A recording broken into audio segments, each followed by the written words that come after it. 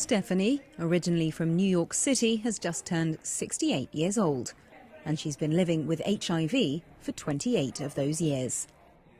First diagnosed in 1985, she thought being HIV positive might be a death sentence. But thanks to life-saving drugs, she's still happy and relatively healthy 28 years on. They called me and said that they needed to talk to me about my blood work. And the person told me that I had been exposed to the HIV virus, which I didn't have a clue what she was talking about because I didn't know anything about the virus. And the diagnosis was not good, that people were dying. I was afraid. I was really scared.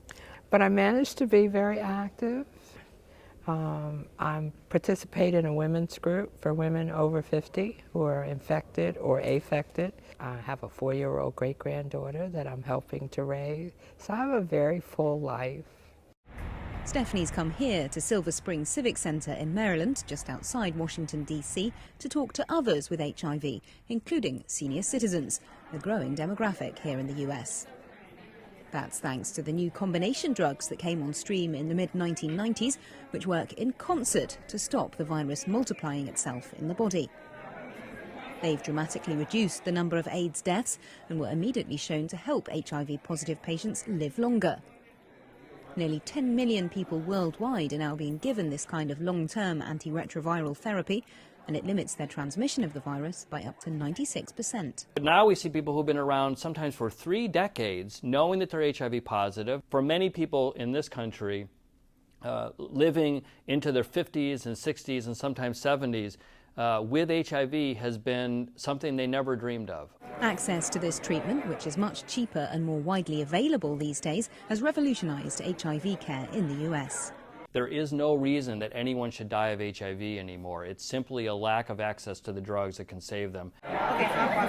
It's that problem of access which still concerns health workers and AIDS charities in Washington, D.C. and the surrounding areas, where rates of HIV among young African Americans are higher even than those in hard-hit African countries. Transportation, housing, education, you name it, they all kind of go together. So if I don't have a stable house, I don't have food, I can't provide for my kids, how can I make it to my doctor's appointment with the little income that I do have? Many health professionals here are hoping that once the Affordable Care Act comes into force in January, it too will have a positive effect, since millions who didn't have health coverage will then be eligible for insurance and HIV care. Well, I'm hoping that more people will be able to come out and get tested without having to worry about what happens to them once they know that they test positive.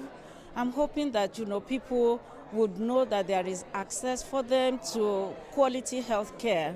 The senior citizens gathering at this event are living proof of the success of HIV treatment here in the US. The challenge now is to make that same treatment available to more vulnerable Americans. Lorna Shattuck, Maryland. You deserve to know more. eNCA.com